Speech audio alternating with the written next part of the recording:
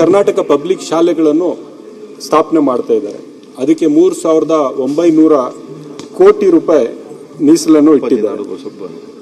ಈ ಸಾರ್ವಜನಿಕ ಶಾಲೆಗಳು ಇಡೀ ದೇಶದಲ್ಲಿ ಹಲವಾರು ಕಡೆ ಯುಪಿ, ಬಿಹಾರ್, ಮಧ್ಯಪ್ರದೇಶ ಎಲ್ಲ ಕಡೆ ಸಾವಿರಾರು ಕಾಲೇಜು ಪಬ್ಲಿಕ್ ಸ್ಕೂಲ್ಸ್ ಅನ್ನು ಸರ್ಕಾರಿ ಶಾಲೆಗಳನ್ನು ಮುಚ್ಚೋಗ್ತಾ ಇದ್ದಾವೆ. ಅಂತ ಸಂದರ್ಭದಲ್ಲಿ ದುರಸ್ತಿಗೆ ಮಾತ್ರ 640 ಕೋಟಿ ರೂಪಾಯಿಯನ್ನು ಮೀಸಲನ್ನು ಇಟ್ಟಿರ್ತಕ್ಕಂಥದ್ದು ನನಗೆ ಬಹಳ ಸಂತೋಷ ಆಗಿದೆ. ಮತ್ತೆ ಪೀಠೋಪಕರಣ ಖರೀದಿಗಳಿಗೆ 100 ಕೋಟಿ ರೂಪಾಯಿ ಮೀಸಲನ್ನು ಇಟ್ಟಿರ್ತಕ್ಕಂಥದ್ದು ಶಾಲೆಗಳಿಗೆ ನಾನು ಸ್ವಾಗತವನ್ನು ಮಾಡ್ತಾ ಇದ್ದೀನಿ ಸನ್ಮಾನ್ಯ ಅಧ್ಯಕ್ಷರೇ. ಬಹುಶಃ ಈ ಶಾಲೆಗಳಲ್ಲಿ 15,000 ಶಾಲೆ ಮತ್ತೆ 1,000 ವಿಶ್ವವಿದ್ಯಾಲಯಗಳ ಬೋಧಕ ಹುದ್ದೆಗಳ ಭರ್ತಿಗಳನ್ನು ಮಾಡ್ತೀವಿ ಅಂತ ಘೋಷಣೆ ಮಾಡಿರ್ತಕ್ಕಂಥದ್ದು ಈ ಬಜೆಟ್ ಅಲ್ಲಿ ಸ್ವಾಗತಾರ್ಹ ಸನ್ಮಾನ್ಯ ಅಧ್ಯಕ್ಷರೇ. ಮತ್ತೆ ನಮಗೆ ಎಲ್ಲರೂ ಹೇಳ್ತಾ ಇರ್ತಕ್ಕಂಥದ್ದು ಏನು, ನೀವು ಯಾವ ಕಾರಣಕ್ಕೂ ಸಿದ್ದರಾಮಯ್ಯನವರು ಈ ಬಜೆಟಿನ ಮುಖಾಂತರ ಗ್ಯಾರಂಟಿ ಯೋಜನೆಯನ್ನು ಜಾರಿ ಮಾಡಿಕೊಂಡು ಮತ್ತೆ ಸಮಾಜ ಕಲ್ಯಾಣದ ಎಲ್ಲ ಯೋಜನೆಗಳನ್ನು ಜಾರಿ ಮಾಡಿಕೊಂಡು ಮತ್ತೆ ಶಿಕ್ಷಣಕ್ಕೆ, ಆರೋಗ್ಯಕ್ಕೆ ದುಡ್ಡನ್ನು ಕೊಟ್ಟು, ಬೆಂಗಳೂರು ನಗರಾಭಿವೃದ್ಧಿಗೆ ದುಡ್ಡನ್ನು ಮೀಸಲಿಟ್ಟು, ಮತ್ತೆ ಗ್ಯಾರಂಟಿ ಸ್ಕೀಮ್ಸ್ಗೆ ದುಡ್ಡು ಕೊಟ್ಟು, ಮತ್ತೆ ಕ್ಯಾಪಿಟಲ್ ಎಕ್ಸ್ಪೆಂಡಿಚರ್ಗೆ ದುಡ್ಡು ಎಲ್ಲಿಂದ ತರ್ತೀರಿ ಅಂತ ಪ್ರಶ್ನೆಗಳನ್ನು ಕೇಳ್ತಾ ಇದ್ರು. ಇವತ್ತು ನಮ್ಮ ಮುಂದೆ ಇರ್ತಕ್ಕಂಥದ್ದು ಮಾನ್ಯ ಅಧ್ಯಕ್ಷರೇ, ಕ್ಯಾಪಿಟಲ್ ಎಕ್ಸ್ಪೆಂಡಿಚರ್ಗೂ ಕೂಡ, ಅಸೆಟ್ ಕ್ರಿಯೇಷನ್ಗೂ ಕೂಡ 72,000 ಕೋಟಿಯನ್ನು ಮೀಸಲನ್ನು ಇಟ್ಟಿರ್ತಕ್ಕಂಥದ್ದು ಸ್ವಾಗತ. ಮಾನ್ಯ ಅಧ್ಯಕ್ಷರೇ, ಈ ಸಮಾಜ ಕಲ್ಯಾಣ ಮುಖಾಂತರ ಯಾವುದರಲ್ಲಿ ನಾವು ಇನ್ವೆಸ್ಟ್ ಮಾಡಿದೀವಿ ನಮ್ಮ ಸರ್ಕಾರ ಅಂತ ನೀವು ಸ್ವಲ್ಪ ಎಲ್ಲರೂ ಗಮನವನ್ನು ಕೊಡಬೇಕು. ವಿದ್ಯಾರ್ಥಿ ನಿಲಯಗಳು 272, ಶಾಲೆಗಳು 135,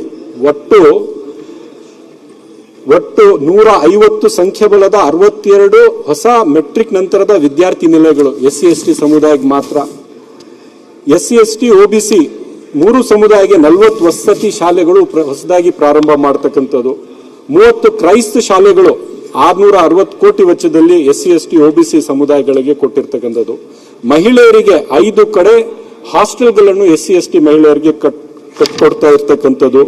150 ಸಂಖ್ಯಾಬಲದ 50 ಮೆಟ್ರಿಕ್ ನಂತರದ ವಿದ್ಯಾರ್ಥಿಗಳಿಗೆ SC/ST OBC ವಿದ್ಯಾರ್ಥಿಗಳಿಗೆ ನಾವು ವಿದ್ಯಾರ್ಥಿ ನಿಲಯಗಳನ್ನು ಕಟ್ಟಿ ಕೊಡ್ತಾ ಇದ್ದೀವಿ. ಮತ್ತೆ ಸನ್ಮಾನ್ಯ ಅಧ್ಯಕ್ಷರೇ,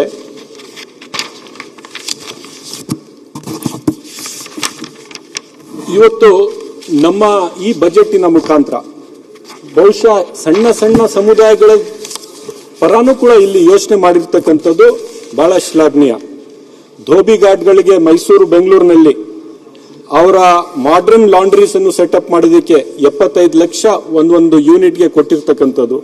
ಸವಿತಾ ಸಮಾಜದ ಜನರಿಗೆ 4% ದರದ ಇಂಟ್ರೆಸ್ಟ್ ಅಲ್ಲಿ 10 ಲಕ್ಷ ರೂಪಾಯಿ ಲೋನ್ ಕೊಟ್ಟು ಹೊಸ ಸಲೂನ್ಗಳನ್ನು ಓಪನ್ ಮಾಡೋದಕ್ಕೆ ಅವಕಾಶ ಮಾಡಿಕೊಟ್ಟಿರ್ತಕ್ಕಂಥದ್ದು.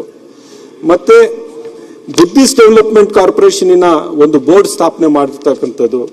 ಸ್ಮಾಲ್ ಸಣ್ಣ ಪುಟ್ಟ OBC ಸಮುದಾಯಗಳ ಸಮಾಜಗಳಿಗೆ ಒಂದು ಹೊಸ ಡೆವಲಪ್ಮೆಂಟ್ ಬೋರ್ಡ್ ಸ್ಥಾಪನೆ ಮಾಡ್ತಕ್ಕಂಥ ಘೋಷಣೆ ಮಾಡಿರ್ತಕ್ಕಂಥದ್ದು.